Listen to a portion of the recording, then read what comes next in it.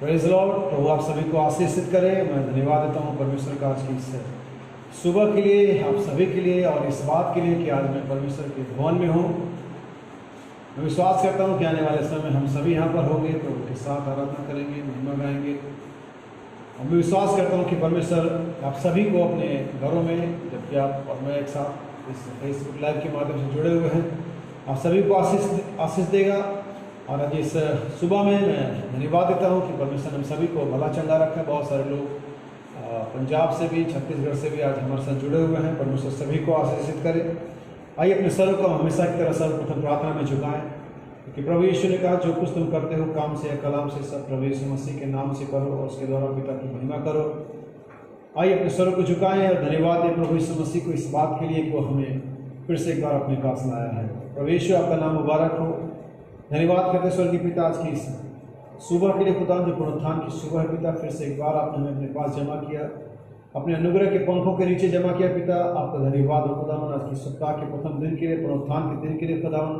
धन्यवाद देता मेरे परिवार की और मेरी सलामती के लिए, हमारी कलीसिया की सलामती के लिए, प्रत्येक भाई और बहन के लिए खुदावन, जिसमें प्रभु मैं और तमाम मेरे भाई बहन आते खुदावन तेरे लहू के द्वारा तूने हम सभी को संभाला। इस तमाम महामारी के युग में अपने प्रत्येक बच्चों की रक्षा की खुदावन, न सिर्फ उन्हें स्वस्थ रखा पिता, लेकिन इनकी ज़रूरतों को भी पूरा किया। और मैं धन्यवाद देता हूँ कि आज बहुत समय के बाद फिर से एक बार हम तेरे इस वेदी पर खड़े हैं खुदावन।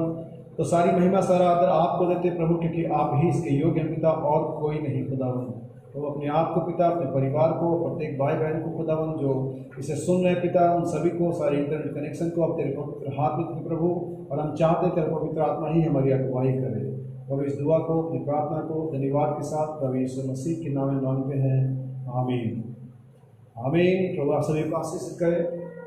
थोड़ा सा आवाज़ थोड़ा सा कम करेंगे। और इससे पहले कि मैं आगे बढ़ूं, मैं आपके लिए एक और समाचार, एक न्यूज़ देना चाहता हूं। जैसे कि पिछले हफ्ते में हमने देखा था, हमारे भाई सुरेश ने परमेश्वर के अनुग्रह से अपने नाम को बदला था और मसीह में उन्होंने एक नया नाम पाया, जिसको हम भाई मैथ्यू के नाम से जानते हैं। वैसे ही आज एक और भाई हमारे चर्च के, हमारे भाई मनोज हैं, रुद्रपुर में रहते हैं, भाई मनोज डैनियल। और भाई ने भी चाहा कि उनका नाम बदला जाए, क्योंकि उनका भी नाम बाइबलिकल नहीं है, और वो नाम ऐसा होना चाहिए जो बाइबल में हो, जिसके कुछ मतलब हो। मैं चाहूँगा कि इससे पहले कि उस नाम को बताऊँ, मैं आपके लिए उस नाम का जो सही है, जो सही स्पेलिंग है, वो आपको बताता हूँ। जजेस, न्यायों की किताब, उसका 13 अध्याय, उसकी 2 आयत है। भाई का नाम मनोज है, और सिर्फ मनोज ही उनका नाम रहेगा। सिर्फ आखिरी जो अल्फ़ाबेट है, जो अक्षर है जे, उसे हटा करके ए और एच वहाँ पर लग जाएगा, और वो नाम इस तरह से होगा। और जो नाम सैमसन के पिता का था, यहाँ लिखा हुआ है, दानियों के कुल स्वरावासी मनोह नामक एक पुरुष था, जिसकी पत्नी के बाज होने के कारण कोई पुत्र न था। और इसी के बाद इस बेटे को उसने जन्म दिया, जिसका नाम सैमसन था। और हम सब उसे जानते हैं कि बचपन से ही नाज़ीर था, और परमेश्वर के एक महान योद्धा के रूप में गिना जाता है। और इब्रानी की किताब में परमेश्वर ने पौलुस के द्वारा सैमसन का नाम इंक्लूड किया, लेकिन मैं यहाँ पर सैमसन के बारे में बात नहीं कर रहा हूँ। मैं सैमसन के पिता के बारे में बात करूँ। इसका नाम मानोह था। इसकी स्पेलिंग है MANOAH, जिसका मतलब होता है रेस्ट ऑफ गॉड और रेस्ट ऑफ पीस। परमेश्वर का विश्राम और या परमेश्वर की शांति, इस नाम का मतलब होता है। हिब्रू लैंग्वेज का ये नाम है मानोह, और यही नाम हमारे भाई मनोज का होगा। और आज चूँकि यहाँ पर चर्च में भाई नहीं है और कोई भी नहीं है, सिर्फ मैं और मेरा बेटा यहाँ पर है। तो जब भी ये चर्च हमारे लिए फिर से खुलेगा, या जब भी मौका मिलेगा कि भाई हमारे साथ होंगे, तो हम इस नाम के साथ भाई का डेडिकेशन करेंगे। लेकिन तो अभी आज से और अभी से हम भाई मनोज को भाई मनोह के नाम से जानेंगे। आइए हम प्रार्थना करें। स्वर्गीय पिता, यीशु मसीह के नाम में आपको धन्यवाद देता हूँ आज की सुबह के लिए, और भाई मनोज के लिए खुदा, इस बात के लिए कि तूने भाई को ये समझ और ये मौका दिया खुदावन कि अपने नाम को प्रभु तेरे पवित्र वचन के अनुसार रख सके खुदावन। क्योंकि हम विश्वास करते खुदावन, बहुत सारे कैरेक्टर होते हैं खुदावन जो नाम के साथ जुड़ करके आते हैं प्रभु। सो मेरी प्रार्थना भाई मनोज को खुदावन के पत्नी बच्चों को आशीष करे खुदावन, और इस नए नाम को पिता हम उनके इस्तेमाल करते हैं। मैं यीशु मसीह के नाम प्रार्थना करता हूँ भाई मनोह के लिए खुदावन, जो पहले मनोज थे पिता, लेकिन अब भाई मनोह है खुदावन। भाई को आशीष कर खुदावन, हमने पाया कि तेरे राज में, तेरे लोगों में, तेरे कलीसिया में, अपने परिवार में, अब वो भाई इसी नाम मनोह के साथ जाना जाए खुदावन। भाई को ब्लेस करें खुदावन, और उन्होंने पाया कि इस नाम का जो अर्थ है खुदावन, परमेश्वर की शांति और परमेश्वर का विश्राम भाई के परिवार में, भाई के प्राण में, भाई के जीवन में दिखाई दे। उन्होंने पाया कि अब से वो भाई तुम्हें विश्राम पा सके और तेरी शांति उसको मिल सके पिता। भाई मनोज को, उनके परिवार को और हम सभी को ब्लेस कर खुदा। जब तेरे वचन में आगे बढ़ते हैं हमारी अगुवाई कर पिता। हमारी प्रार्थना हमारे प्रभु यीशु मसीह के नाम में मांगते हैं, आमीन। आइए परमेश्वर के वचन में से आज पढ़ने के लिए निकाल लेंगे हिब्रानियों की किताब पत्री हिब्रू चैप्टर 9 और उसके कुछ आयतों को शुरू से हम पढ़ेंगे। आइए हम इसे पढ़ते हैं। मैं आपके लिए इसे पढ़ता हूँ। हिब्रू चैप्टर 9 वर्स 1 to 5, इब्रानियों की पत्री उसका 9 अध्याय पहली 5 आयतें। उस पहली वाचा में भी सेवा के नियम थे और ऐसा पवित्र स्थान था जो इस जगत का था, क्योंकि एक तंबू बनाया गया। पहले तंबू में दीवट और मेज और भेंट की रोटियां थीं और वह पवित्र स्थान कहलाता है। दूसरा पर्दे के पीछे वह तंबू था जो परम पवित्र स्थान कहलाता है। उसमें सोने की धूपदानी और चारों ओर सोने से मढ़ा हुआ वाचा का संदूक और इसमें मन्ना से भरा हुआ सोने का मर्तबान और हारून की छड़ी जिसमें फूल और फल आ गए थे और वाचा की पट्टियां थीं। उसके ऊपर दोनों तेजों में करूब थे जो प्रायश्चित के ढक्कनों पर छाया किए हुए थे। इनका एक एक करके वर्णन करने का अभी अवसर नहीं। परमेश्वर क्या उसके वचन पर हो। प्रभु आप सभी को आशीष दे।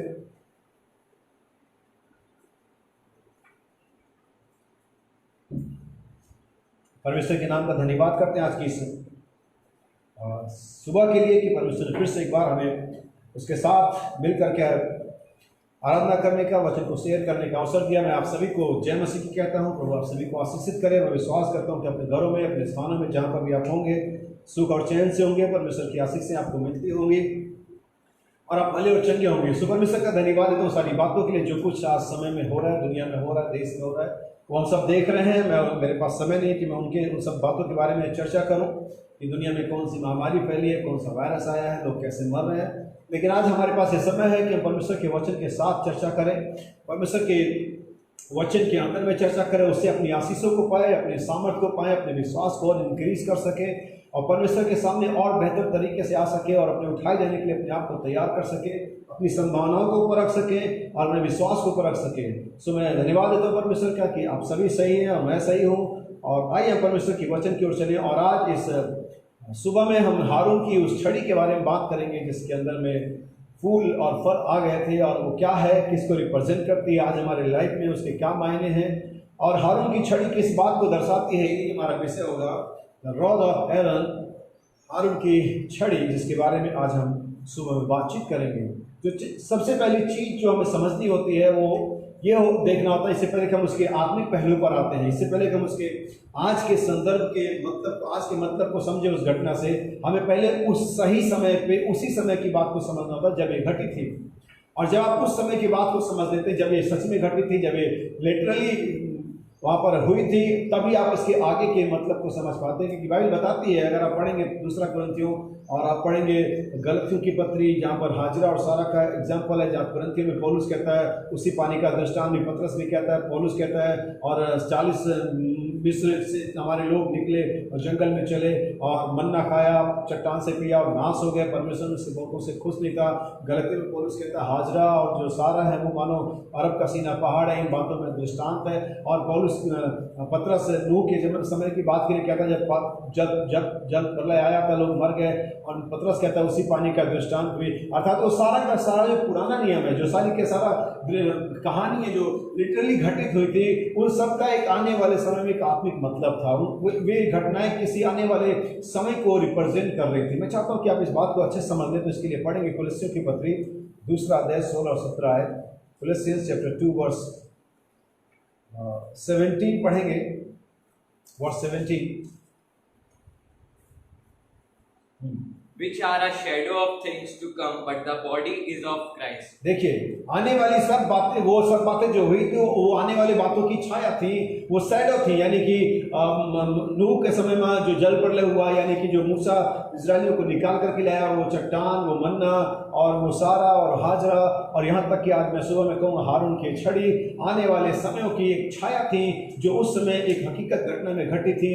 लेकिन एक्चुअली बाइबल कहती है जो पुराना नियम है वो नए नियम की छाया है। पुराने पुराना नियम का हर एक चीज नए नियम की छाया, यहाँ तक कि वो मूसा का तंबू, सुलेमान का मंदिर असली तंबू का, असली टेबरनेकल का छाया था। इवन जो हाई प्रीस्ट एरन था, महायाजक हारून था, वो भी आने वाले दिनों में यीशु मसीह जो हमारा सदा काल का महायाजक, उसकी छाया था। हर एक चीज वहां पर एक छाया के रूप में घटित हुई थी। और आज वो छाया जो उस समय में थी, आज वो लिटरली और स्पिरिचुअल रिलम में, आत्मिक क्षेत्र में घटित हो रही मेरे भाई बहन। सो इसीलिए आज इस समय को मैं समझने से के लिए, जबकि हारून की छड़ी को समझें वो क्या था, तो हमें जानना पड़ेगा पीछे कि हारून की छड़ी का वो क्या अर्थ था उस दिन में, वो क्यों ऐसा किया गया, क्यों उस परम पवित्र छड़ी को रखा गया। याद रखिए, उस परम पवित्र स्थान में, उस मोस्ट होली प्लेस में जितनी भी चीजें रखी गई थी, वे आज भी हैं, वर्तमान हैं, और आज भी वो वर्तमान है। हारून की छड़ी आज भी वो पवित्र स्थान वर्तमान है, आज भी पवित्र स्थान वर्तमान है, लेकिन आज वो आत्मिक क्षेत्र में है, आत्मिक रूप से उनकी पहचान होती है। आइए हम पीछे जाएं और देखिए हारून की छड़ी का ये वाक्य क्या था और क्यों हुआ था। हम पढ़ेंगे इसके लिए बुक ऑफ नंबर्स, उसके 17वें अध्याय की कुछ आयतों को हम पढ़ेंगे, बल्कि अब इसके थोड़े से 7वीं 8वीं आयत तक पढ़ेंगे book of numbers old testament, और इसके फर्स्ट वर्स से लेकर के हम आगे तक पढ़ेंगे 17, book of Numbers chapter 17. And the Lord spake unto Moses, saying, Speak unto the children of Israel, and take of every one of them a rod according to the house of their थोड़ा सा break लेंगे यहाँ पर। और यहाँ पर परमेश्वर मूसा से कहता है कि तू हर एक गोत्र के लोगों को ले ले और उनकी एक छड़ी ले ले और उसे परम पवित्र स्थान में डाल दे। ये वाक्य क्यों हुआ था? अगर आप पीछे जाएंगे, नंबर्स के पीछे जाएंगे, 17वें अध्याय के पीछे जाएंगे, 15वीं 16वें अध्याय को पढ़ेंगे, तब वहां उस समय इजराइल के खेमे में, इजराइल के उस टेंट में जब वो मिस्र से निकल आए थे और तमाम आश्चर्यक्रम घटित हो चुके थे, लोग अच्छा फील कर रहे थे, लोगों के लिए हर एक चीज आसान हो गई थी। ठीक ऐसे जैसे अभी लॉकडाउन खुलने के बाद लोग अच्छा फील कर रहे हैं। और जब आप देखेंगे, अगर दुनियावी तौर से देखेंगे, जब ये भी थोड़ी सी अच्छी चीजें आ गई हैं, थोड़ा सा माहौल ठीक होने लगा है, लोग हालांकि मरने की रेशियो कम नहीं हुआ है, लेकिन तो अभी लोग थोड़ा अच्छा फील कर रहे हैं, तो अब इस समय में दंगे, एक्सीडेंट, तमाम चीजें बढ़ रही हैं।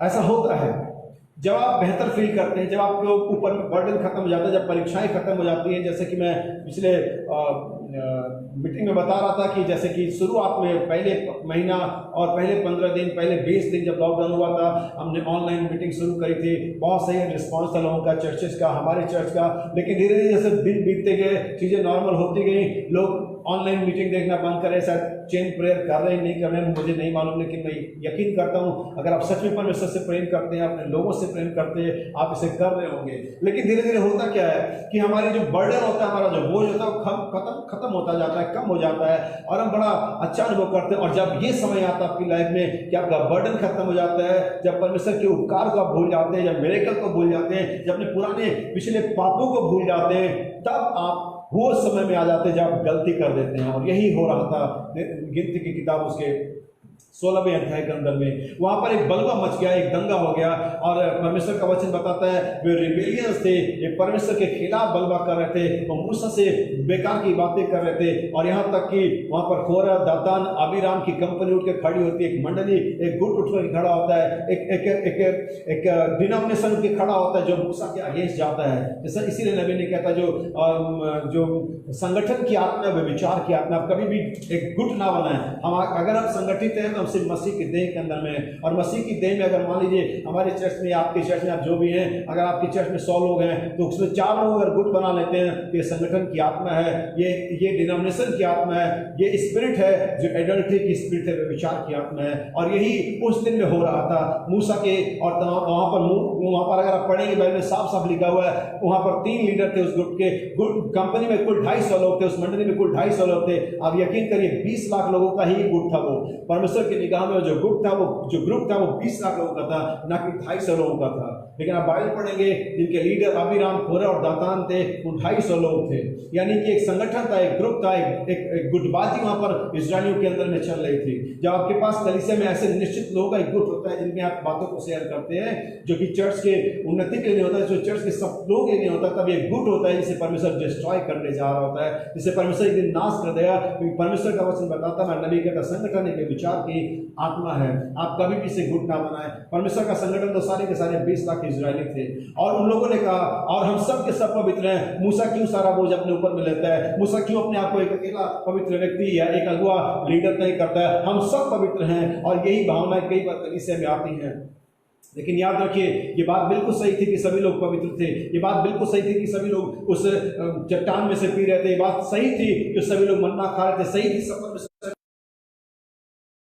एक ही काम करने के लिए चुना हुआ नहीं था। आपका काम जो है, आप जब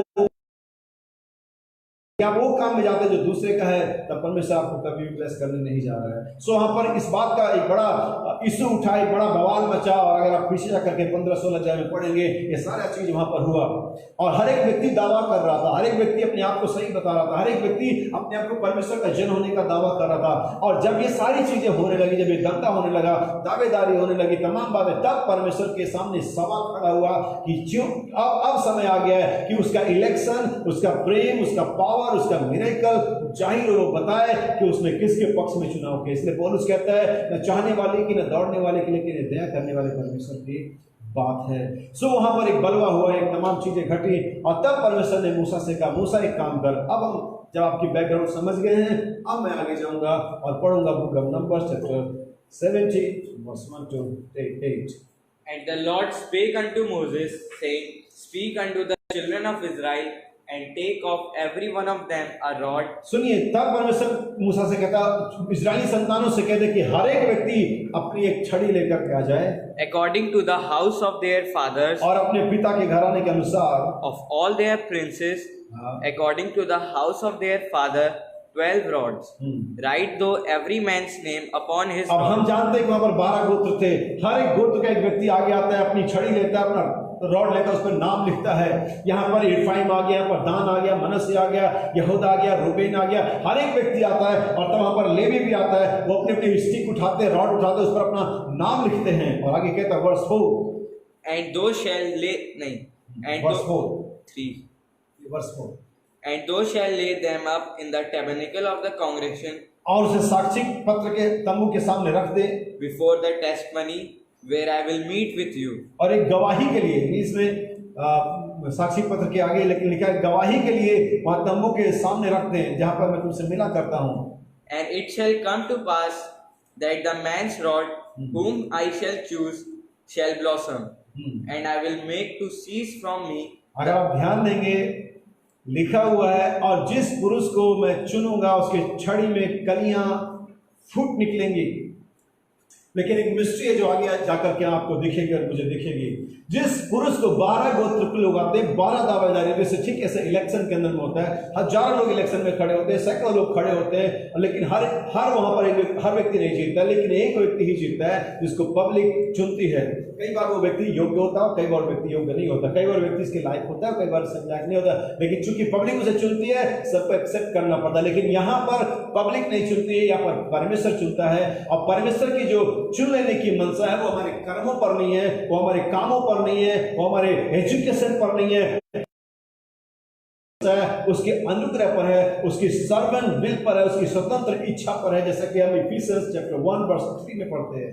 आइए हम इसे पढ़ें। जिसको मैं चुन लूंगा उसके छड़ी में कलियां फूट निकलेंगी, And I will make to cease from me the murmuring of the children of और Israel. मैं इस चुनाव के द्वारा उन सब बड़बड़ाने और कुड़कुड़ाने वालों की बातें क्या कर दूंगा, बंद कर दूंगा। परमेश्वर अपने पावर के द्वारा, अपने कैरेक्टर के द्वारा, अपने इलेक्शन को जिसको भी चुनता है उसके अंदर में जीवन को लाने के द्वारा सारे कुड़कुड़ाने और बड़बड़ाने वाले के मुंह को क्या कर देता है, बंद कर देता है। चाहते हुए बोल नहीं सकते, क्योंकि परमेश्वर ने उस पुरुष के अंदर में अपना लाइफ लेकर के आ जाता है। सुनिए, And Moses spake unto the children of Israel, every one of their princes gave him a rod apiece, for each prince one, according to their father's house, even 12 rod, and the rod of Aaron was among their rod.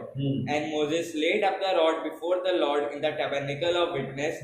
And it came to pass that on the morrow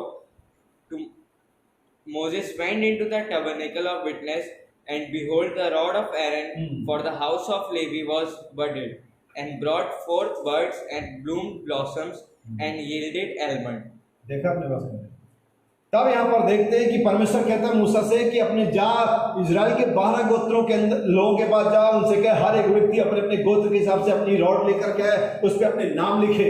और तब बात करते हैं कि मूसा ने उन 12 के 12 rods को लिया, छड़ियों को लिया, जिन पर हर एक गोत्र के अनुसार नाम लिखा होता, और उन्हें परमेश्वर के तंबू के सामने परमेश्वर की प्रेजेंस में डाल दिया। और अगले दिन सिर्फ एक रात का समय बीता था मेरे भाई बहन, सिर्फ एक रात का समय बीता था। अगले दिन जब मूसा अंदर जाता है और उन रॉड्स को, उन छड़ियों को उठाता है, क्या पता है सारी की सारी 11 छड़ियां, सारे के सारे 11 रॉड्स एज इट इज जैसे रखे गए थे वैसे ही थे, लेकिन वहां पर लेवी के गोत्र के घराने का रॉड जिसपे हारून का नाम लिखा हुआ था, वो उसको जब उठाता है, ना सिर्फ उसमें कलियां फूटी थी लेकिन उसमें फल भी लगे थे, और बाइबल कहती है पके हुए बादाम लगे थे।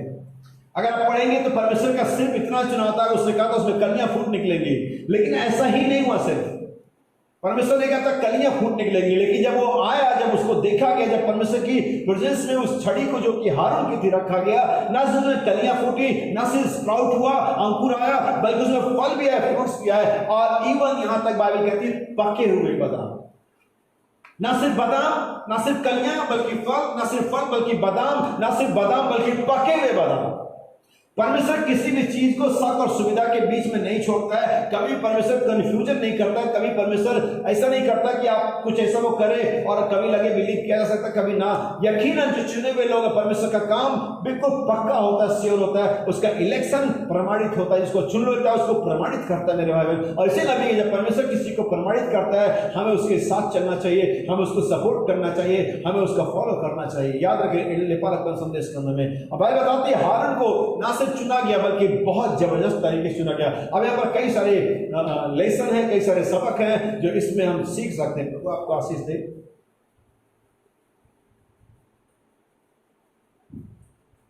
मुझे माफ करें इसके लिए, आज हम यहाँ पर हैं, हम बहुत समय से चर्च बनता ग्लास यहाँ पर नहीं है।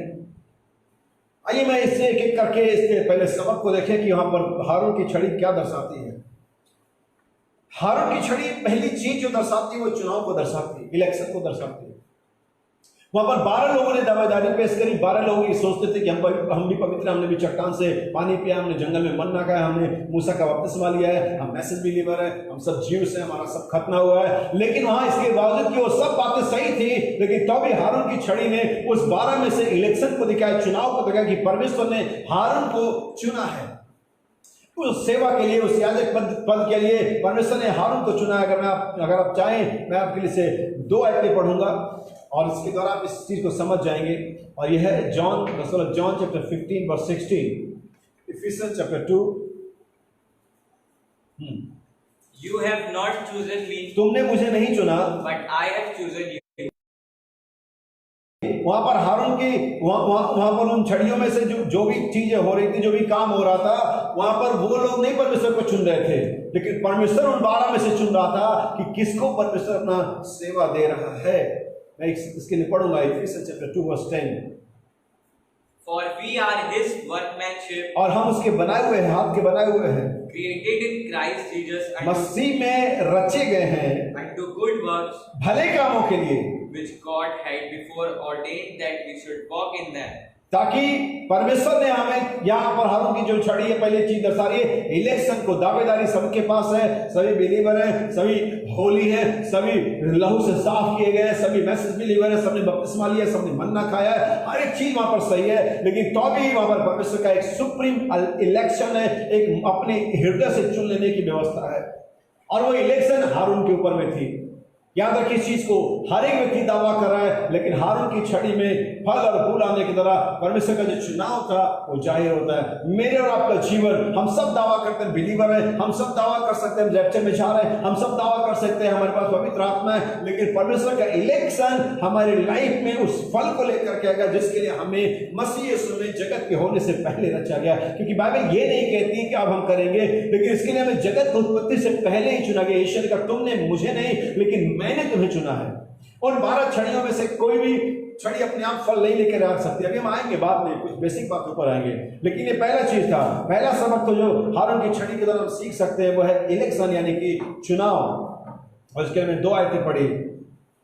और दूसरा जो इसका सबक है, जो हम लेसन सीख सकते हैं वो है कि इसको और इसको भी कि वो हमारे इस हारून की छड़ी इस बात को दर्शाती है कि परमेश्वर हमारे साथ है, हमारे पक्ष में है। मैं चाहता हूं कि आप इसके लिए पढ़ें होशे नबी की किताब 14 अध्याय उसकी 4 आयत, book of Hosea chapter 14 verse 4, 1 John chapter 1 verse 8, Jeremiah chapter 31 verse 3, Hosea chapter 14 verse 4। I will heal their backsliding. और मैं तुम्हारे सारे पिछड़ेपन को चंगा करूंगा। I will love them freely. और मैं तुम्हें फ्रीली यानी सहित में बिना किसी लालच के, बिना किसी बात के या कोई मतलब के, आई लव देम फ्रीली। और यह हकीकत में अगर हमें और आप देखें तो परमेश्वर जो हमसे प्रेम रखा उसके पीछे क्या रीजन था? सब कुछ तो उसे ही करना पड़ा, हमने तो कुछ किया ही नहीं। उसने हमसे सेत में प्रेम किया। और बाइबल कहती है वास्तव में प्रेम हमने कैसे जाना, हम पढ़ेंगे 1 जॉन चैप्टर 1 वर्स 8 और Jeremiah chapter 31। 1 John chapter 1 verse 8। If we say that we have no sin, अगर हम ये कहें हमें कोई पाप नहीं, we deceive ourselves, और अपने आप को धोखा दे रहे हैं, and the truth is not in us. और हम में कोई सत्य नहीं है। If we confess our sin, अगर हम अपने अपराधों को मान ले, He is faithful और वो विश्वास योग्य है and just to forgive us our sin और हमें हमारे पापों से दूर कर देता है and to clean us from all unrighteousness. और हमें सारी अधार्मिकता से क्या कर देता है? शुद्ध कर देता है, प्यूरिफाई कर देता है, क्लीन कर देता है। हालेलुया! ये परमेश्वर का प्रेम है, ये परमेश्वर का पक्ष है, ये परमेश्वर का फेवर है आपके लिए। परमेश्वर हमारे पक्ष में है। इसीलिए पौलुस कहता है अगर परमेश्वर हमारे साथ है तो हमारे विरोधी कौन है? वे सारे लोग दावा कर रहे थे हारून के खिलाफ, मूसा के खिलाफ बड़बड़ा रहे थे। परमेश्वर का ठीक है मैं सारी दावेदारी को सेट कर दूंगा, सबकी छड़ियों के लिए आओ, जिसकी छड़ी में कलियां फूट निकलेंगी वही होगा जिसको मैं चुन लूंगा। लेकिन हारून की छड़ी में ना सिर्फ कलियां फूटी बल्कि उसमें फल भी आए, ना सिर्फ फल आए बल्कि पके हुए फल आए। परमेश्वर उस छड़ी के साथ अपना फेवर दिखाना था हारून के साथ। जब परमेश्वर आपके लाइफ में आता है तो अपना फेवर दिखाता है कि yes I am with the, मैं तेरे साथ हूं, मैं तुझे कभी ना छोड़ूंगा। परमेश्वर फेवर दिखाता आपके साथ।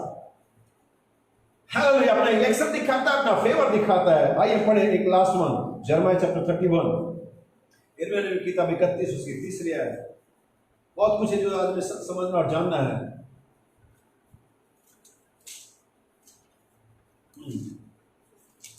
Jeremiah 31 31 verse 3।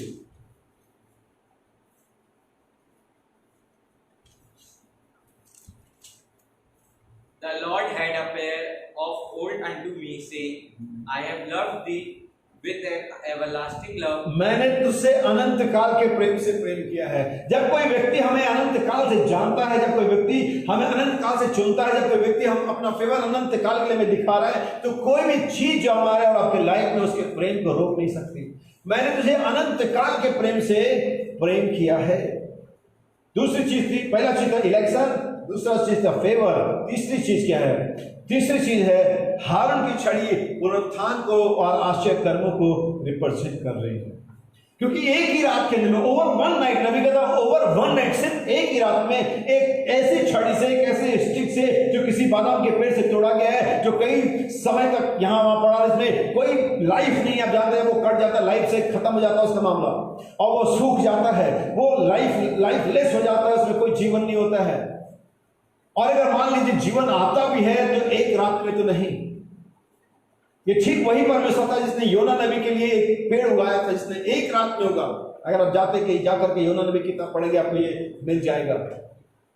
सुनाई बात आती है एक ही रात में ये वो छड़ी क्या थी? जब भी किसी पेड़ से कोई टहनी, कोई शाखा, कोई डाली काट दी जाती है, हम सब जानते हो मर जाती है, क्योंकि उस लाइफ के कनेक्शन से, उस स्रोत से जिससे वो लाइफ पार होती है निकल जाता है। जैसे कि आज इजराइल है, हम सब जानते हैं परमेश्वर का जो लाइफ है, परमेश्वर का जो मिरेकल है, परमेश्वर की जो प्रेजेंस है, परमेश्वर का जो पवित्र आत्मा है, आज इजराइल में नहीं है। क्यों? क्योंकि इजराइल काटा गया है, इजराइल को उस जीवन के वृक्ष से काटा गया है, और आज भी इजराइल लाइफलेस है। जीवन से रहित है। क्यों? क्योंकि जीवन का वृक्ष आज हमारे और आपके अंदर में है, क्योंकि हमें जो स्वभाव से विपरीत थे उसमें साटा गया है। यानी कि किसी भी टहनी के कटने का मतलब होता है लाइफ से डिस्कनेक्ट हो गया, कट गया, मर गया। और जब वो पवित्र स्थान में गया, छड़ी जब पवित्र स्थान में गई, क्या हो गया? उसमें लाइफ आ गया। न सिर्फ कलियां आई बल्कि फूल है, न सिर्फ फूल है बल्कि फल है, न सिर्फ फल है बल्कि पके हुए फल है। ये क्या था? पुनरुत्थान था। और एक ही रात में हो जाना मिरेकल था। आपके लाइफ में परमेश्वर अपने इलेक्शन के द्वारा, अपने फेवर के द्वारा आपके लाइफ में मिरेकल भी करेगा और आपकी लाइफ पुनरुत्थान में भी जा रही। लेकिन इससे पहले कि पुनरुत्थान में जाए आपको मरना जरूरी है। तो मैं इसके लिए रेफरेंस पढ़ूंगा। साम नंबर 23 हम सभी का पहचाना अध्याय है, वर्स 3, 1 John chapter 3 verse 14। साम 23:3। He restoreth my soul. He restoreth my soul। आपकी बाइबल में हिंदी में पता नहीं क्या लिखा हुआ है, लेकिन इंग्लिश में लिखा, वो मेरे प्राण को लौटाता है। वो छड़ी जो उस वृक्ष से, बगान के वृक्ष से कई समय पहले कट चुकी थी और उसे हटा दिया गया था, उस पेड़ से वो जब मर चुकी थी, परमेश्वर ने उसको दोबारा लाइफ में लौटा करके, He restored my soul, वो मेरे प्राण को लौटाता है। जैसे उस छड़ी में उसका जीवन, उसके फल, उसके फूल लौटाए गए, उसका उत्पादन लौटाया गया, उसका वर्क लौटाया गया। मेरे भाई बहन, परमेश्वर का नबी बताता है एक दिन परमेश्वर हमें भी वैसे ही लौटा करके ले आएगा और जो कुछ भी हमारे लाइफ में पहले हुआ करता, हम हरे भरे हुआ करते थे, हमारे जीवन में फल थे, मिरेकल थे, बेदारी थी, वर्शिप और तमाम चीजें थी, वो फिर से परमेश्वर लौटाएगा अगर हम उस स्थान में डालेंगे। अगर परमेश्वर का इलेक्शन हमारे लिए, अगर परमेश्वर का फेवर हमारे लिए, परमेश्वर फिर से हमें रिस्टोर करे। He restored my soul, वो मेरे प्राण को लौटाता है। 1 John chapter 3 verse 14। We know that we have passed from death unto life. और हम जानते हैं, फिर से, We know that we have passed from death unto life. हम सब जानते हैं कि मृत्यु से जीवन में आए। यही वो हारून की छड़ी के साथ हुआ था। वो पहले मरी हुई थी, लेकिन परमेश्वर ने उसे वापस जीवन में लौटाया। मेरे भाई बहन, मैं और आप उसी हारून की रॉड के समान है, जो हम मरे हुए थे, लेकिन परमेश्वर ने इलेक्शन, अपने फेवर को दिखा करके हमारे अंदर फिर से जीवन को लौटाया। वी नो, हम जानते हैं, हालेलुया। न सिर्फ मैं और आप जानते हैं, लेकिन हमारे साथ के रहने वाले लोग भी जानते हैं कि पहले ये कैसा था और अब ये कैसा है। इट्स मीन आपकी लाइफ में परमेश्वर ने कुछ किया है। वी नो, न सिर्फ मैं जानता हूं, न सिर्फ आप जानते हैं, लेकिन आपके पड़ोसी, आपके चर्च मेंबर, आपकी फैमिली, आप जहां भी काम करते हैं, अगर आपका लाइफ सच में बदला हुआ है, वे जानते हैं आप पहले कैसे हुआ करते थे और अब कैसे हैं। क्योंकि उस छड़ी में जब फूल और फल आ गए, सबने जाना।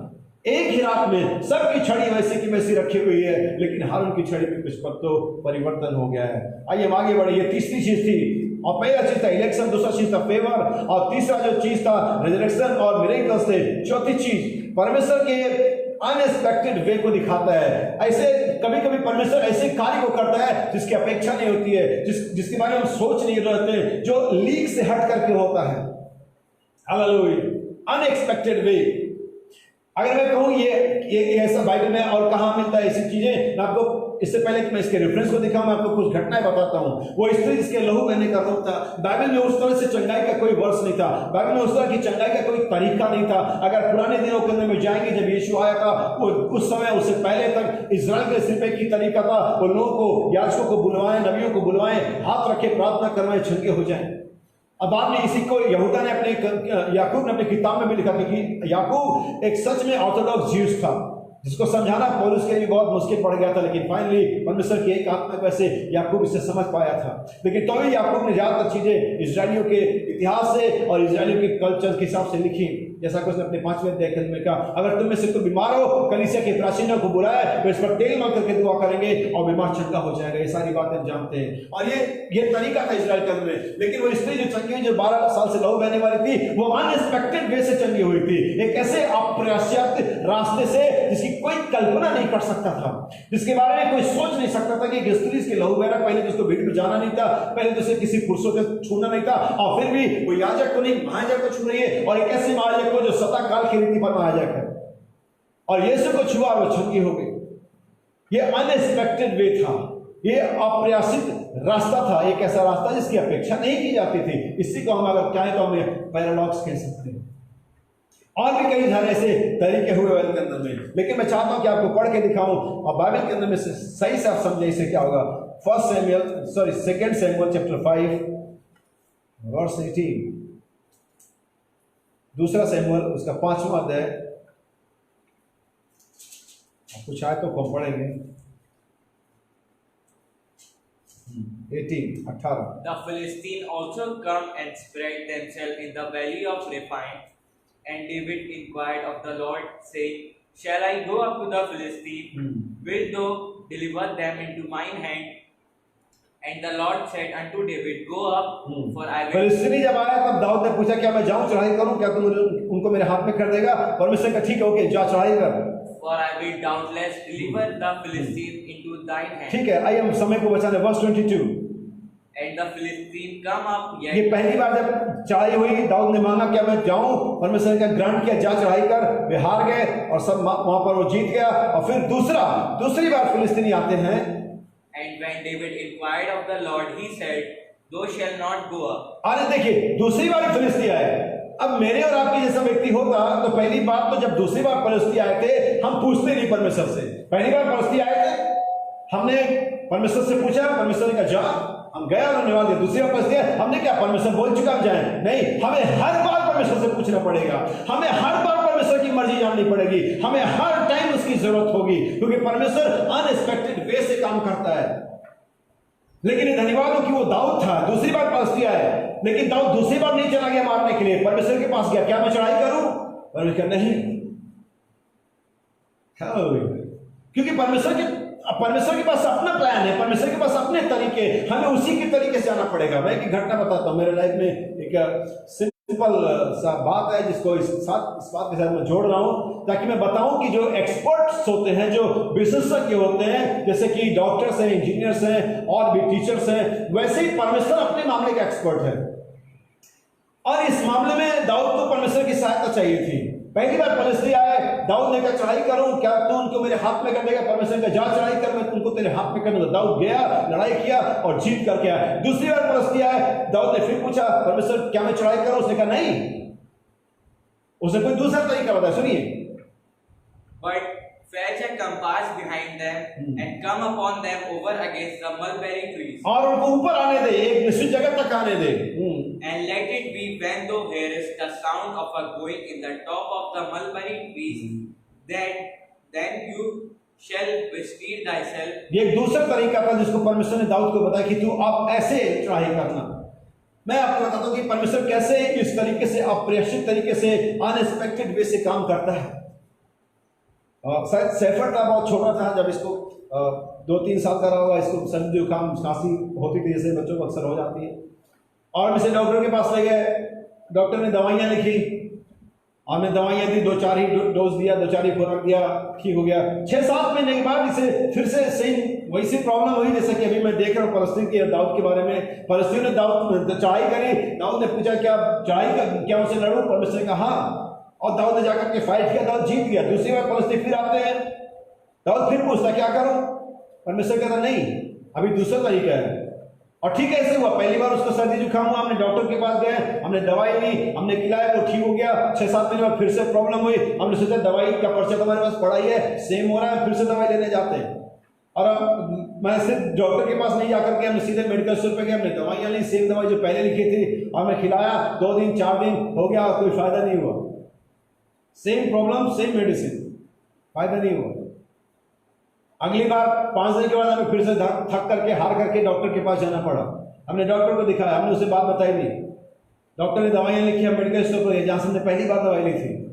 हमने कहा एक बात बताओ, ये डॉक्टर को दिखाया था, पहली भी यही प्रॉब्लम थी और यही दवाइयाँ दी थी, उससे सही हो गया था, दोबारा हमने यही दवाइयाँ खिलाई, ये सही क्यों नहीं हुआ? और जो मेडिकल स्टोर वाला था उसका जवाब सुनिए।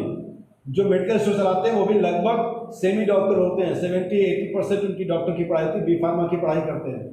और मैंने उससे कहा कि जब पहली बार यही प्रॉब्लम थी और मैंने यही दवाई जो पहले लिखी थी खिलाई, वो पहले सही हो गया था, दूसरी बार यही दवाई यानी सही नहीं हुआ। तब वो मेडिकल स्टोर वाला कहता है सर इसी बात के वो डॉक्टर है, हम दवाइयां बेच रहे। समझ में आई? इसी बात के लिए परमेश्वर है कि आप अपने तरीके से कभी भी शत्रु को हरा नहीं पाएंगे। आपको हर बार शत्रु को हराने के लिए परमेश्वर के पास जाना है और तब वो आपको गाइड करेगा। Lord lead me. जब मैं मुसीबत में हूं, परमेश्वर ने अगुवाई कर, हर बार वही तरीका काम नहीं करेगा। परमेश्वर अनएक्सपेक्टेड वे से काम करता है। सो हारून की जो छड़ी है वो पहले इलेक्शन को दर्शाती है, फिर फेवर को दर्शाती है, फिर रिजरेक्शन और मिरेकल को दर्शाती है, और फिर एक ऐसे तरीकों को दर्शाती है जो अनएक्सपेक्टेड है। जिसकी अपेक्षा आप नहीं कर सकते थे। हालेलुया। ये चौथी चीज थी। आइए पांचवी की तरफ चढ़े। पांचवी चीज क्या है? मैं चाहता हूं कि आप इस चीज को एक और आयत इसके साथ पढ़े। साम नंबर 32 वजह सही था 32। हमें इन चीजों को समझना पड़ेगा प्रॉपर तरीके से। ठीक है, verse 8। I will instruct thee and teach thee. I will instruct thee, मैं तुझे निर्देशित करूंगा। instruct thee, मैं तुझे निर्देशित करूंगा। फिर से, I will instruct thee and teach thee in the way. और मैं तुझे निर्देश दूंगा और जिस मार्ग में चलना है तुझे सिखाऊंगा। क्या होता अगर दाऊद पहले बार चढ़ाई में मांगा तरीका, परमेश्वर ने दिया तरीका, दूसरी बार फलिस्ती आते, दाऊद उसी तरीके से जाता, दाऊद हार जाता। लेकिन उसे हर बार परमेश्वर से तरीका नहीं, इसीलिए दाऊद ही था जिसने इसे कहा। हमें क्या समझ रहे? इसलिए दाऊद कहता है, परमेश्वर कहता है मैं तुझे बुद्धि दूंगा और जिस मार्ग में चलना है तुझे बताऊंगा। आई विल इंस्ट्रक्ट दी और I will guide thee with mine eyes. मैं अपनी आंखों से तेरी अगुवाई करूंगा।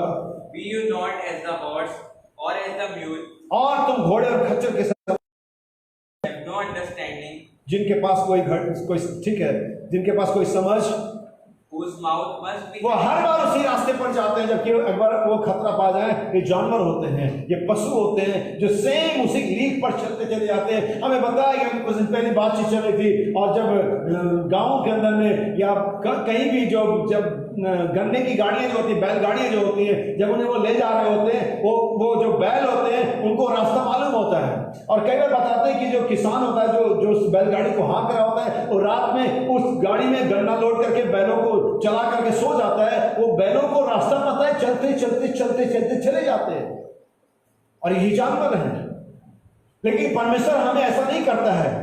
परमेश्वर हमें हर बार हमें रास्ता बताता है, और कई बार वो रास्ता अनएक्सपेक्टेड वे होता है। कई बार वो रास्ता, जैसे कि अगर मैं बात बताऊं, मूसा के दिनों में जब मूसा इजराइल के लोगों को निकाल करके लाया, जब मूसा कनान के रास्ते पर था, जब मूसा लाल सागर के आगे फंस गया और फिरौन पीछे से आया, फिरौन कहता है मूसा का जो परमेश्वर है वो एक बेवकूफ आर्मी मैन है, एक बेवकूफ जनरल है। वो कहां लेकर के आएगा? दोनों तरफ पहाड़ है, आगे समुद्र है, और पीछे में आ रहा हूं। मूसा का जो लीडर है, जो मूसा का परमेश्वर है, वो एक बेवकूफ जनरल है।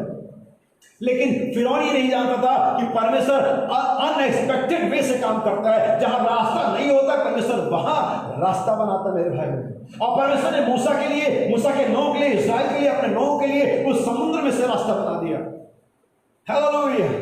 ये जो परमेश्वर करता है, और हारून की छड़ी इस तरीके को बताती है, अनएक्सपेक्टेड वे, एक ऐसा रास्ता जिसकी अपेक्षा नहीं की जाती है। छठी चीज, ये पांचवी थी। छठी चीज, हारून की छड़ी परमेश्वर के काम, सामर्थ्य और चुनाव को बताती है। पढ़ूंगा। नबी कहता है छड़ी इस बात को भी दर्शाती है कि हमें नम्र बने रहना है। अगर मैं आपके लिए पढ़ूं तो ये रेफरेंस होगा इसाया चैप्टर 66 वर्स 2। हालेलुया। याद रखिए, अबीराम, कोरह और दातान और बाकी लोग कुड़कुड़ाए, बड़बड़ाए, लेकिन हारून ने कभी नहीं कहा मुझे याजक बनना है, मुझे लीड करना है। इसलिए परमेश्वर ने इस तरीके को रखा वहां पर। Isaiah chapter 66 verse 2। For all those things hath mine hand made, and all those things which have been, said the Lord. But to this man will I look, even to him that is poor and of a contrite spirit, and tremble at my word. He that killeth an ox is as if he slew. कौन सा है ये? Isaiah 66:2.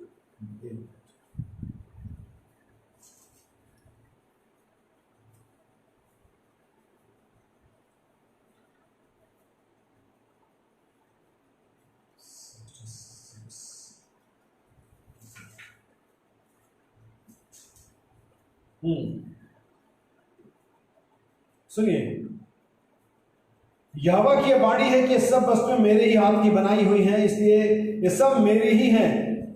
परंतु मैं उसी की ओर दृष्टि करूंगा जो दीन और खेदित मन का हो और मेरा वचन सुनकर थरथराता हो।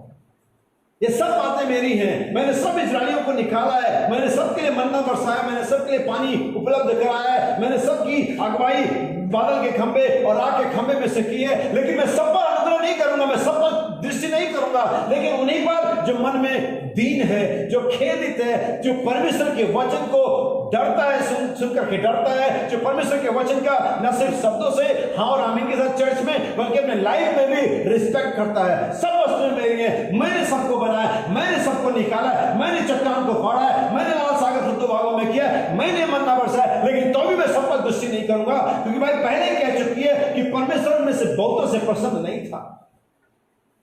लेकिन मैं सब पर दृष्टि, सब बपतिस्मा लेकर के आते, सब इन टाइम मैसेज हैं, सभी बड़े बढ़िया हालेलुया चर्च वगैरह वगैरह, लेकिन मैं सब पर दृष्टि नहीं करूंगा, उन्हीं पर जो मन में दीन है, नम्र है। इसलिए हारून की छड़ी इस चीज को भी रिप्रेजेंट करती है। मैं एक और आपके लिए इसी नंबर्स 17 जो हमने पढ़ा था, इसकी मूल स्टोरी को लिया था। Numbers 17 verse 10। And the Lord said unto Moses, और परमेश्वर ने मूसा से कहा, bring Aaron's rod again before the testimony to be kept for a token against the rebel, and thou shalt quiet. और परमेश्वर ने मूसा से कहा, हारून की छड़ी को सामने रख। किस बात के लिए? रिमेम्बरेंस के लिए, यादगारी के लिए। याद रखिए, हारून की छड़ी हमें परमेश्वर के चुनाव को, परमेश्वर के मिरेकल को, परमेश्वर के आशीर्वाद कर्मों को याद दिलाती है। उसे सामने रख। किस बात के लिए? फिर से पढ़ेंगे। Aaron's rod again before the testimony to be kept for a token against the rebel, and thou shalt quite take away their murmuring from me, that they die not. देखिए, परमेश्वर ने उस छड़ी को रखा वहां पर, ताकि उन सब के लिए जो बुड़बुड़ाते हैं, कुड़कुड़ाते हैं, संगठन बनाते हैं, उनके लिए एक यादगारी रहे, एक रिमेम्बरेंस रहे। याद रखो कि परमेश्वर का इलेक्शन जाति पर नहीं है, परमेश्वर का इलेक्शन धर्म पर नहीं है, परमेश्वर का इलेक्शन कामों पर नहीं है, परमेश्वर का इलेक्शन इस बात के लिए नहीं है कि आप परमेश्वर के आशीष कर्मों को एंजॉय करें, कि परमेश्वर का इलेक्शन इस बात के लिए जिस पर वो चाहता अनुग्रह करता है। हारून की छड़ी इन कामों को याद दिलाती रहेगी। मैं चाहूंगा कि इस फाइनल वर्स को पढ़ा जाए, साम नंबर 42 वर्स 5, बन सकता 42 उसकी 5वीं आयत। Why art thou cast down, O my soul, and why art thou disquieted in me? Hope thou in God, for I shall yet praise him for the health of his countenance. Oh my God, my soul is cast down within me. Bible क्या कह रही है यहाँ पर? सुनिए। Oh my God, verse 4। when I remember these things, और जब मैं इन बातों को याद करता हूँ, I pour out my soul in me. तब मेरी आत्मा शोकित हो जाती है। For I had gone with the multitude. Hallelujah. I went with ठीक है, से मैं आज याद कर चर्च में अकेले में खड़ा होकर के प्रचार कर, लेकिन जब मैं याद करते हैं पर सारे भाई बहन हुआ करते थे, हम कैसे परमेश्वर की आराधना, परमेश्वर की वर्शिप क्या करते थे, इससे हमारे हृदय को थोड़ा सा दुख होता है, लेकिन यही है जिसे हमें याद रखना चाहिए, ताकि हमारे अंदर में इसके लिए प्यास बनी रहे। I went with them to the house of God with the voice of joy and praise. Amen. With a multitude that kept holy day. Yes. Why art thou cast down, O my soul? मेरे प्राण तो क्यों अंदर ही अंदर गिरा जाता है? And why art thou disquieted in me? Amen. Hope thou in God. परमेश्वर पे आशा रख। For I shall yet praise him for the. और मैं अभी भी उसके उद्धार के लिए उसका धन्यवाद करूंगा, उसका दर्शन करूंगा। Oh my God, my soul is cast down within me. Amen. Therefore will I remember thee from the land of Jordan. मैं याद कर सकता हूँ। हारून की छड़ी इस बात को याद दिलाती। मैं आप वापस आऊंगा हिब्रू चैप्टर 9 के अंदर में, ताकि इस बात को आपके लिए सही से रख सकूं। इब्रानियों 9 verse 3। And after the second while, the tabernacle which is called the holiest of all, which had the golden censer and the ark of the covenant overlaid round about with gold, wherein was the golden pot that had manna, and Aaron's rod that budded, and the table of the covenant. और हारून की छड़ी जिसमें फूल और फल आ गए थे, बल्कि मैं कहता पके हुए फल आ गए। याद रखिए, सबके साथ ऐसा नहीं हुआ, सबके रॉड में ऐसा नहीं हुआ। नबी कहता हारून की जो छड़ी है वो कामों को, सामर्थ को, चुनाव को याद दिलाती है कि परमेश्वर जब किसी को चुनता है, उसके साथ आश्चर्य कर्म करता है, उसका पुनरुत्थान करता है, उसके साथ वर्क करता है और उस बात को लोगों के लिए रिमेम्बरेंस के लिए छोड़ देता है। और इसीलिए पौलुस इतने सालों बाद उस बात का जिक्र करता है। जब बात आती है उसने कहता है तो इन्हीं का एक एक करके बखान करने का समय नहीं है, लेकिन आज हमारे पास थोड़ा समय है कि हम आज इस हारून की छड़ी के बारे में बात करें। हारून की छड़ी इस बात को भी दर्शाती है, इस बात को दर्शाती है। आइए हम इसके आगे जाकर के देखें। एक एग्जांपल मैं आपको देता हूं। यीशु मसीह जब एक सुबह कहीं जा रहा था, उसे जल्दी कहीं निकलना था और एक पेड़ को देखा जो अंजीर का वृक्ष था और देखा कि वो हरा भरा है और उसके पास गया कि क्या उसमें कोई फल है। और जब उसने देखा कि इसमें कोई फल नहीं है, उसका मन खेदित हो गया, एक तरह से बड़ा ऐसे हतोत्साहित सा हो गया। उसने उस पेड़ को श्राप दिया, आपसे तेरा फल कोई नहीं खा पाएगा। वो पेड़ था, वो हरा भरा था, वो कोई कटी हुई टहनी नहीं थी, लेकिन उसमें फल नहीं था। याद रखिए, परमेश्वर जब किसी को चुनता है, जब परमेश्वर किसी को बुलाता है, जब परमेश्वर किसी पर अपना काम शुरू करता है, ना सिर्फ उसे हरा भरा बनाता है, ना सिर्फ एक मसीह के जैसा बनाता है, बल्कि एक मसीह के काम भी उसे शुरू करता है। हालेलुया। हारून की छड़ी में सिर्फ हरियाली नहीं आती, हारून की छड़ी में सिर्फ फल नहीं, फूल नहीं आते, बल्कि हारून की छड़ी में पक्की में बादाम लगे थे। ये परमेश्वर के कंप्लीट इलेक्शन का, परमेश्वर के कंप्लीट लाइफ का आप में ट्रांसफर होना या आप में प्रदर्शित होना है। हाँ, सिर्फ फल भी, अगर सिर्फ पत्ते आ जाते थे तब भी इलेक्शन साबित हो जाता। यानी कि वो हारून की छड़ी के साथ जो कुछ हुआ था एक सुपरनेचुरल काम था, एक परम अलौकिक काम था। हारून की छड़ी के साथ सिर्फ एक छोटा सा हेलिंग नहीं हुआ था, छोटा सा एक मिरेकल नहीं हुआ था, बल्कि एक सुपरनेचुरल वर्क होता। और नबी कहता है परमेश्वर की कलीसिया वही है, परमेश्वर के लोग वही है, परमेश्वर का चर्च वही है, इसमें सुपरनेचुरल काम होता हो, जिसके पास सुपरनेचुरल पावर हो, सुपरनेचुरल फेथ हो, सुपरनेचुरल मैसेज हो, सुपरनेचुरल लाइफ हो। यह सुपरनेचुरल काम था, जैसा यीशु ने किया था। एलिया ने आटे को गेहूं से आटा नहीं बनाया था। एलिया कितने साल की विधवा के घड़े में आटे से आटा बना था, वो भी एक सुपरनेचुरल था। लेकिन जब यीशु आया, वो सुपरनेचुरल का भी सुपरनेचुरल था। उसने पकी हुई रोटियां, पकी पकाई रोटियां ली थी जिनको सेका गया था और उसे बढ़ा दिया था। जब यीशु आया, उसने सिर्फ मछलियां तालाब में बनाई नहीं थी पतरस के लिए। आप जानते हो उस कहानी को। पतरस रात भर जाल डाला था लेकिन कोई मछली नहीं थी वहां पर। यीशु आता है, उन्होंने कहा जाल डाल। पतरस ने अपना बात भी रखा है, प्रभु हमने रात भर कड़ी मेहनत करी, कोई मछली वगैरह नहीं यहाँ पर। यीशु ने कहा तू ठीक है, मैं कह रहा हूँ। उसने कहा तू कहता मैं डालता हूँ, और यहाँ पर मछलियां आ गई। लेकिन जब यीशु उन 5000 की भीड़ को खिला रहा था, वो कोई पानी नहीं था, वो कोई मछलियां नहीं थी जो जिंदा थी, लेकिन वहां पर मरी हुई मछलियां बल्कि पकी हुई मछलियां थी। और यीशु ने उन पकी हुई मछलियों को मल्टीप्लाई कर दिया। ये सुपरनेचुरल काम था। नबी के दास हमें एक ऑर्डिनरी चर्च नहीं चाहिए, हमें चर्च में आने जाने वाले हरे भरे भाई बहन नहीं चाहिए। आमीन आमीन, हरे भरे, ये फल वाले नहीं है, ये सिर्फ पत्ते वाले हैं। हमें हरे भरे मसीह, हमें एक सुपरनेचुरल चर्च चाहिए, हमें सुपरनेचुरल लोग चाहिए, क्योंकि हम सुपरनेचुरल रेस से, हम रॉयल सीड से, हमारा खानदान यीशु मसीह से आता है। हालेलुया। हारून की छड़ी सुपरनेचुरल, हमें सिर्फ हरा भरा नहीं होना है। नबी कहता है जब पेंटिकोस्टल युग वापस आया, ये पेंटिकोस्टल युग क्या था? उस वृक्ष के बारे में अगर हम बात करें जिसको दुल्हन रूपी वृक्ष कहा जाता है, जिसको 4 चींटियों ने डेथ मैसेंजर ने खा लिया था, जिनके पहले फल को खाया, फिर पत्तों को खाया, फिर वो टहनियों को, शाखाओं को खा गई और फिर छाल तक आ गई। जीवन वहां से नीचे जड़ में चला गया और वहां पर तब तक पड़ा रहा जब तक कि लूथर का समय नहीं आया। और लूथर के समय कोपले बाहर आई, पेड़ का एक तना बनना शुरू हो गया। और हम देखते हैं कि वेस्ली के समय में वो डालियां यहाँ ऐसे बाहर आने लगी। और पेंटिकोस्टल क्या थे? नबी के साथ पेंटिकोस्टल पत्ते थे जो तालियां बजाते हुए आए। लेकिन ये सुपरनेचुरल काम तो नहीं है। और तब मलाकी 4 आता है, हमारे समय का नबी आता है, बिलियम मेरी में नाम आता है, और अब फ्रूट्स का समय, फल का समय है। नबी कहता आप परमेश्वर के भवन में सिर्फ हरे भरे पेड़ के समान नहीं रह सकते, आपके लाइफ में फ्रूट्स भी आने चाहिए। यीशु का मैं तुम्हें इसलिए चुना है, तुम फल लेकर के आओ, ना सिर्फ पत्ते। लेकिन हारून की छड़ी में ना सिर्फ फूल आए, ना सिर्फ अंकुर आए, बल्कि फूल भी आए, ना सिर्फ फूल बल्कि फल भी आए, फल आए, मैच्योर्ड फ्रूट। कोई बचपने की बात नहीं चलेगी, सुपरनेचुरल वर्क। नबी कहता आगे, मैं चाहता हूं कि मैं कुछ कोट्स को पढ़ूंगा और जरूरी कि हम नबी के कोट्स के साथ आगे बढ़े, ताकि इस बात को आप समझे कि मैं जो बता रहा हूं बाइबलिकल है अथवा नहीं है, बस जो बुक मार्क वाले हैं, जो टुडे के हैं।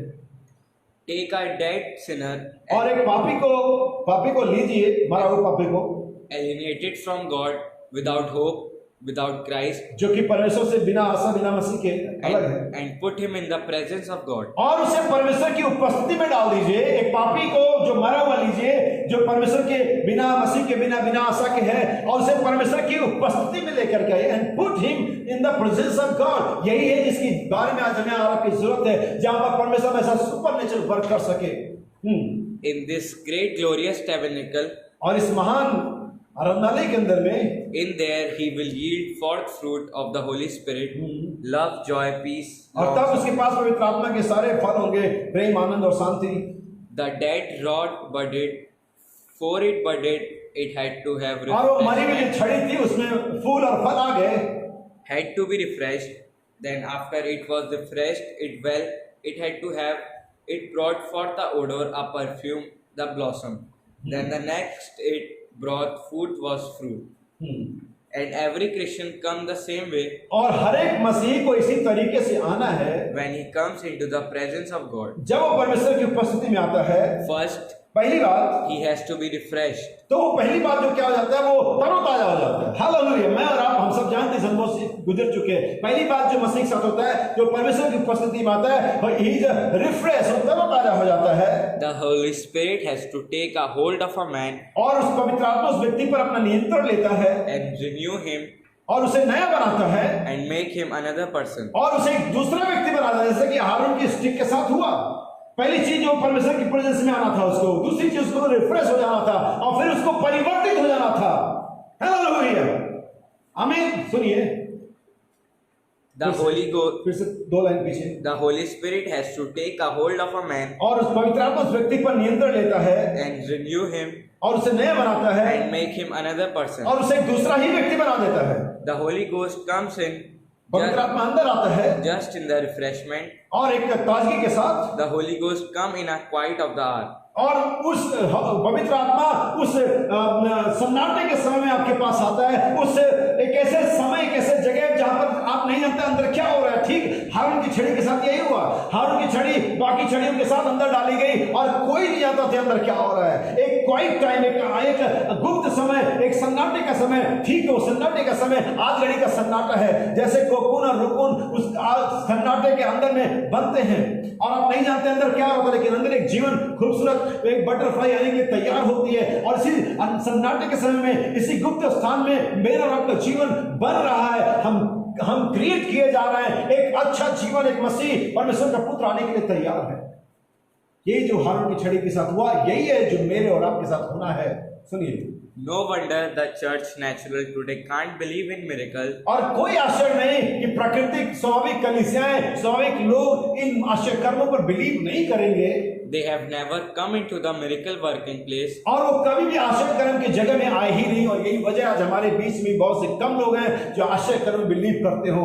वे कभी भी आश्चर्य कर्म करने की जगह में आए ही नहीं, Where they are at rest with God. जहां पर परमेश्वर के साथ वो मिल सकते, There's where Aaron's rod budded.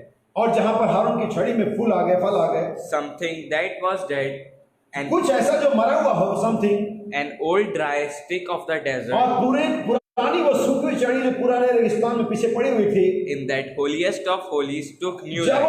वो परम पवित्र स्थान में आई, फिर से In that holiest of holies took new life और पवित्र स्थान ने उसको नया जीवन दिया and bloomed blooms और उसमें फूल आ गए and sprouted out और उसमें से अंकुर भी निकले and brought leaf और out. ब्रांच शाखाएं भी आई। It was laying in the holiest of holies. और क्योंकि वो परम पवित्र स्थान में रखा गया था। Next, You can take a dead sinner, और आप एक मरे हुए पापी को ले सकते हैं rotten, carnal in his mind, और अपने मन में एक पशुओं का स्वभाव जैसा, and in his thinking as criticizer of the power of God, और परमेश्वर के कामों सामर्थ्य का आलोचना करने वाला व्यक्ति, and bring him into the presence of the Holy Ghost. और ऐसे व्यक्ति को जो ऐसे काम करता है, परमेश्वर के सामर्थ्य के कामों का इनकार करता है, आलोचना करता है, पापी है, मरा हुआ, उसे ले सकते हैं वापस आप, There will be something happen to him. ताकि उस जगह में लाए जहां पर उसके साथ कुछ हो सके। Sure, निश्चय ही, entering that lonely place with God, he dwells. और वही जगह पर जहां पर उसका रहना चाहिए परमेश्वर का। Says Moses in the next chapter, in the thickness of the darkness, that's where God dwells. That's where life stays is in the midst of the rotten corruption. Where does the life stay? In the seed after it is rooted. Yes. When it dies to itself, it brings forth a new life. जब वो अपने आप के लिए मर जाता है तब वो नया जीवन लेकर के आता है। यही है जहां पर हम परमेश्वर के स्थान में आते हैं, पवित्र स्थान में आते हैं, मोस्ट होली प्लेस में आते हैं, अपने लिए मर जाते हैं और परमेश्वर के जीवन को लेकर के आते हैं। याद रखिए चीज को, हारून की छड़ी सबसे पहली चीज किसको दर्शाती है? इलेक्शन। सेकेंड जो चीज दर्शाती है वो परमेश्वर का फेवर, फिर रिजरेक्शन, फिर मिरेकल, फिर परमेश्वर के अनएक्सपेक्टेड वे को दर्शाती है, फिर इस बात को दर्शाती है कि परमेश्वर इस चीज को इसे रखता है ताकि दूसरों के सामने रख सके, ताकि उनका कुड़कुड़ाना बड़बड़ाना बंद हो सके, एक रिमेम्बरेंस के लिए। दूसरी चीज जो नबी कहता है, बहुत सारी छड़ियां वो स्थान में पड़ी रही, लेकिन हारून की छड़ी के अलावा किसी में परिवर्तन नहीं हुआ। क्यों? परमेश्वर जब चुन लेता है तो परमेश्वर इस बात के लिए भी जागरूक है, बात दे कि आप में कार्य करें। बहुत सारे लोग परमेश्वर की उपस्थिति में पड़े रहते हैं, चर्च आते और जाते रहते हैं, शायद वे हरे भरे भी हों, लेकिन परमेश्वर का लाइफ उनमें रिप्रेजेंट कभी नहीं हो पाता है। क्यों ऐसा होता है? क्योंकि परमेश्वर का इलेक्शन वहां पर नहीं है, परमेश्वर का चुनाव वहां पर नहीं है। आप परम स्थान में बैठे हुए, इसका मतलब यह नहीं है कि आप चुने हुए हैं। वे 12 की 12 छड़ियां परम स्थान में रखी गई, आप सारे के सारे लोग चर्च आ सकते हैं, सैकड़ों लोग चर्च में बैठ सकते हैं, इसका मतलब यह नहीं कि चुने गए हैं। परमेश्वर उस लाइफ को परिवर्तित करने की तरह दिखाता है, इट्स माई इलेक्शन, ये मेरा चुनाव है, ये मेरा बेटा है, ये मेरी बेटी है। इसका मतलब क्या? 12 के 12 छड़ियां परमेश्वर ने बैठ रखी हैं, ये मतलब नहीं है कि आप चुने गए हैं। हम चर्च में आते हैं, हमने बपतिस्मा लिया, हम सब पुलपिट पर खड़े हो, इसका कोई मतलब नहीं है कि परमेश्वर ने मुझे चुना है। ये मतलब तब है कि चुना है जब मुझ में काम करे, जब मेरा जीवन बदल जाए, जब मुझ में परमेश्वर की ताजगी आ जाए, जब परमेश्वर की सामर्थ्य आ जाए, परमेश्वर का मिरेकल आ जाए, जब जीवन परिवर्तित हो जाए, ना सिर्फ पत्ते आए, ना सिर्फ फूल आए, बल्कि फल आए और मसीह का फल आए। क्योंकि परमेश्वर ने पत्ते लाने के लिए, फूल लाने के लिए बुलाया, परमेश्वर ने फल लाने के लिए बुलाया। और वो फल क्या है? वो परमेश्वर के कार्य है, मसीह का जीवन है, वो 7 सद्गुण वो फल है जिसके बारे में मैं आज सुबह में बात कर रहा हूं। वो एकांत के समय में, उस सीक्रेट प्लेस में आपका निर्माण चल रहा है। जब मैं गुप्त स्थान में बनाया जाता था तब मेरा कोई तत्व तुझसे छिपा नहीं था। साम 139 में ऐसा लिखा हुआ है। नबी कहता आगे, हारून की छड़ी इस बात को भी दर्शाती है, हमें सिर्फ हरा भरा नहीं होना है बल्कि फलवंत भी होना है। वो छड़ी चुनाव को, सुपर नेचुरल को दिखाती है। हमें एक ऐसा सेवक, हमें एक ऐसा चर्च, हमें एक ऐसे लोग चाहिए जो सिर्फ चुने हुए ना हो बल्कि चुने हुए हो, अलग हो, सुपर नेचुरल हो। डाले सारे एक साथ गए थे, 12 के 12 छड़ियां, 12 के 12 गोत्र की छड़ियां, उनके नाम लिख करके परम स्थान में डाले गए थे। लेकिन परमेश्वर ने ना सिर्फ उसे अलग किया बल्कि उसको मार्क किया, उसे चुना, उसे अलग रखा, उसे लोगों के सामने रख दिया, साक्षी के तंबू के सामने रख दिया, ताकि लोगों को याद दिलाते रहे, वे जो बुड़बुड़ाते, वे जो कुड़कुड़ाते हैं, वो जो रिबेलियन है, वो जो विद्रोही है, उनके सामने इस बात के लिए वो जीवन खड़ा रहेगा, यस इट्स माय इलेक्शन। और जब परमेश्वर के चुने हुए के सामने, परमेश्वर के प्रमाणित लोगों के सामने चिल्लाते हैं, नबी बताता है, बाइबल से बताते हैं, आप इसे पढ़ सकते हैं, उसका नतीजा क्या होता है। सो नबी कहता है, वो छड़ी चुनाव को, अलग किए हुए को और परम अलौकिकता को दिखा रही थी। ना सिर्फ उसमें फल आए, फूल आए थे, बल्कि पके हुए बादाम लगे थे। बहुत ही महत्वपूर्ण है इस बात को समझना कि पौलुस क्यों इस बात को जिक्र करता है। परमेश्वर अपने इस महान योजना के द्वारा, इस महान काम के द्वारा जो उसने हारून की छड़ी के साथ किया, और वही काम नबी कहता परमेश्वर अपने लोगों के साथ कर रहा है। हर एक कलीसिया, आज 35,000 कलीसिया दावा करेंगे हम सही है, हम लेक्चर में जा रहे हैं, हमारा मामला सही है, हमारे पास पवित्र आत्मा है, परमेश्वर का वचन कहता है सबको लेकर के आओ, सारी छड़ियों को लेकर के आओ, सारी कलीसियाओं को लेकर के आओ, सारे बिलीवर्स को लेकर के आओ, और उन्हें पवित्र स्थान में रख दो। ओवर वन नाइट, सिर्फ एक रात में परमेश्वर ने मिरेकल कर दिया। परमेश्वर एक रात में, एक दिन में देश को लौटा सकता है। परमेश्वर एक दिन में बहुत कुछ कर सकता है। परमेश्वर कुछ भी कर सकता है, क्योंकि वो परमेश्वर है। सिर्फ एक रात तो परमेश्वर की उपस्थिति में छड़ी सारी पड़ी रही, हारून की छड़ी में फल आए, फूल आए, पके बादाम भी लगे। परमेश्वर ने दिखाया ये मेरा चुनाव है। परम पवित्र स्थान में जाना आपका चुनाव नहीं है। परम पवित्र स्थान में आप क्या जीवन ला रहे हैं, क्या फ्रूट लेकर के आ रहे हैं, क्या प्रकट कर रहे हैं, परमेश्वर के साथ कैसे कार्य कर रहा है, क्या परमेश्वर अपना फेवर आपके साथ दे रहा है, क्या परमेश्वर आपके अंदर मिरेकल कर रहा है, क्या परमेश्वर पुनरुत्थान कर रहा है। इस बात से पता चलता है कि हम परमेश्वर के इलेक्शन में है और नहीं है। नबी कहता है सारे लोग यीशु मसीह के पीछे चल रहे थे, बहुत सारे लोग, भीड़ की भीड़ चलती थी, हम सब जानते हैं। और वहां पर 12 चेले भी थे और 12 में से एक और थे जिसको आप सभी जानते, जो बाद में यीशु मसीह को पकड़वा करके चला गया। और नबी कहता है लेकिन वहां पर यीशु ने सबको ये नहीं कहा जब तू फिरे, लेकिन वहां पर पतरस था, चुने हुए लोग थे जिनको परमेश्वर जानता था मेरे साथ आए हैं, ये मेरे साथ चले हैं, इन्होंने मेरे साथ काम किया है, शायद इनकार तो कर दिया है लेकिन तो भी परमेश्वर का इलेक्शन के साथ था। परमेश्वर जानता था मैं इन्हें बदलने जा रहा हूं, क्योंकि परमेश्वर ही के पास, एकमात्र परमेश्वर ही के पास रूपांतरण करने की सामर्थ्य है। परमेश्वर के पास बदलने की सामर्थ्य है। सिर्फ मूसा ही से नहीं कर सकता था, हारून से खुद नहीं कर सकता था, कोई भी वहां पर जो कोरह, दातान, अबीराम थे जो दावा करते थे we are all are holy, हम सब पवित्र हैं, वे कोई भी से नहीं कर सकते थे, सिर्फ परमेश्वर से कर सकता है। Only can God do it. सिर्फ परमेश्वर ही से कर सकता है कि वो परिवर्तन कर दे। मैं और आप चाह करके भी इसे नहीं कर सकते। मैं चाहूं कि मैं आपको परिवर्तित कर दूं, मैं नहीं कर सकता। आप चाहे मुझे परिवर्तित कर दे, मैं नहीं कर सकता। मैं अपने परिवार को, अपने बीवी बच्चों को परिवर्तित नहीं कर सकता। कोई भी अपनी छड़ी को परिवर्तित नहीं कर सकता था, सिर्फ परमेश्वर इसे कर सकता है। लेकिन ये भी तब जब हम पवित्र स्थान के अंदर आए, हम उसकी उपस्थिति में बैठे, हम वहां पर लेट जाए, हम वेदी के सींगों को पकड़ ले, हम वहां पर टिके उस बूढ़े रब्बी रासन की तरह कि जब तक कि मुझे पवित्र आत्मा नहीं देगा मैं यहां पर रहूंगा, जब तक कि हम इसके लिए प्यासे ना हो, हम पवित्र स्थान में कैसे परमेश्वर से करने जा रहा है। लेकिन अगर इसे कोई कर सकता है, सिर्फ परमेश्वर कर सकता है। और जब परमेश्वर से करता है, यह हर एक के लिए एक जवाब है। परमेश्वर अपने जन को प्रमाणित करता है। उसने हारून की छड़ी को उसमें फूल और फल लाने का प्रमाणित किया, ये मेरा चुना हुआ याजक पद के लिए व्यक्ति है। परमेश्वर मुझे और आपको अपनी कलीसिया को रैप्चर में जाने के चुनता है, अलग करता है, उसके अंदर में अपनी लाइफ को डालता है, और तब इस बात से पता लगता है यस मैं रैप्चर में जा रहा हूं। और पवित्र स्थान में पड़े रहने से काम नहीं चलेगा। हमारे पास एक सुपर नेचुरल पावर होना चाहिए। एक ही रात में एक छड़ी में, एक मरी हुई छड़ी में, एक सूखी छड़ी में, कई साल से वो बादाम के पेड़ से काटी गई, एक ही रात में उसमें फल आ जाना, फूल आ जाना, पके बादाम आना, ये कोई मिरेकल से कम नहीं था, ये बल्कि सुपर नेचुरल मिरेकल था जो परमेश्वर ने किया।